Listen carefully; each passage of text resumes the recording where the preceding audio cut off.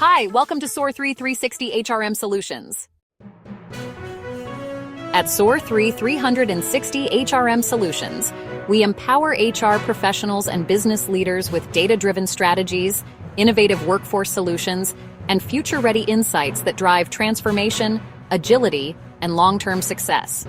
Before we dive in, like this video, subscribe, and turn on notifications so you never miss updates on HR compliance and business strategies.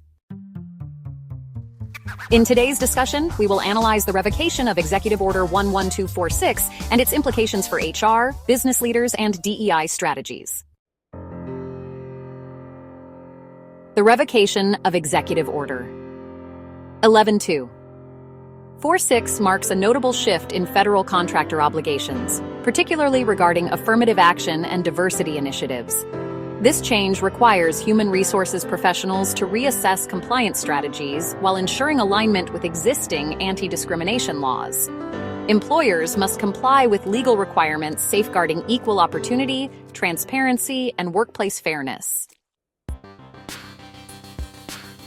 Although the specific mandates have been revoked, several key federal laws still require proactive anti-discrimination measures. Section 503 of the Rehabilitation Act of 1973 and the Vietnam-era Veterans Readjustment Assistance Act mandate affirmative action plans for individuals with disabilities and protected veterans. Title VII of the Civil Rights Act of 1964 continues to prohibit discrimination based on race, color, religion, sex, and national origin. Additionally, employers subject to EEO 1 and VETS 4212 reporting requirements must maintain workforce transparency and ensure non-discriminatory hiring practices. Federal and state equal pay laws also remain in effect, reinforcing protections against wage discrimination. HR professionals must ensure their organizations remain compliant with these statutes, even as they adjust to policy changes under this executive order. Furthermore, the repeal removes the obligation for federal contractors to develop and maintain affirmative action programs to enhance the representation of underrepresented groups. This change affects federal contractors and subcontractors, who must review and update compliance frameworks accordingly. While this executive order previously imposed proactive measures to increase workforce diversity among federal contractors, its removal focuses on ensuring equal opportunity through broader anti-discrimination laws. The revocation raises questions about the legal status of specific DEI programs, particularly those with numerical diversity targets. DEI remains lawful if initiatives align with federal anti-discrimination laws under Title VII. Employers can promote inclusivity and workplace equity, but must avoid practices that could be construed as unlawful preferential treatment.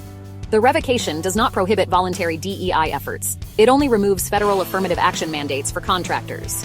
Government agencies, particularly the OFCCP, will adjust their enforcement focus following executive order's revocation. While affirmative action audits will cease, the OFCCP remains responsible for investigating discrimination complaints under Title VII and other applicable laws.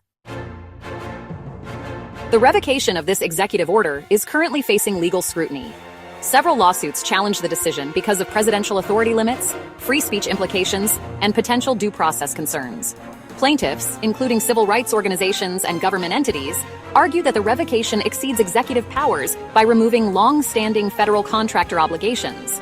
Others contend that eliminating diversity efforts could chill free speech and academic freedom.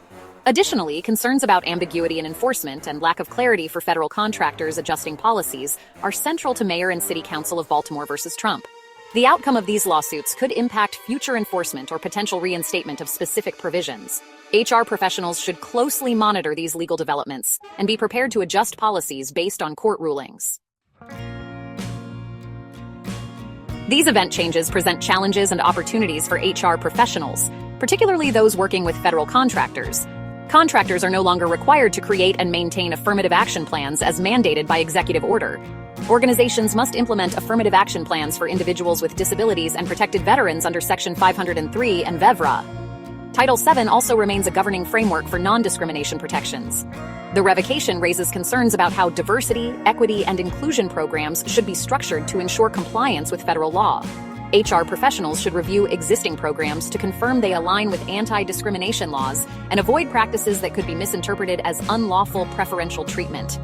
This may require shifting DEI efforts from specific numerical targets to broader inclusion strategies focusing on workplace culture, equity in hiring, and professional development opportunities.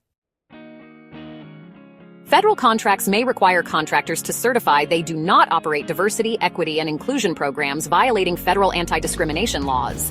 While enforcement of this executive order has been discontinued, HR departments must remain vigilant and ensure compliance with remaining federal requirements to mitigate legal risks. Adjustments to internal policies, employee handbooks, and workforce training are necessary. HR professionals play a critical role in navigating this transition. They must communicate policy changes to employees, managers, and leadership, ensuring everyone understands what has changed and what remains required. Conducting internal audits of hiring, promotion, and pay practices will help identify potential compliance risks. Providing updated training on bias awareness and fair hiring ensures a continued commitment to workplace equity. HR professionals should thoroughly review all affirmative action policies and ensure compliance with remaining legal obligations, including Title VII and VEVRAA. Existing DEI programs should be evaluated to ensure alignment with workplace fairness principles while remaining compliant with federal laws. HR should also educate leadership and employees on these policy changes and clarify how DEI can be maintained within a legally sound framework. Given the legal uncertainty surrounding the revocation, HR professionals should stay informed about ongoing lawsuits and be prepared to make policy adjustments based on court rulings. Business leaders must reinforce the organization's commitment to equal opportunity and non-discrimination while supporting DEI initiatives that align with federal compliance standards.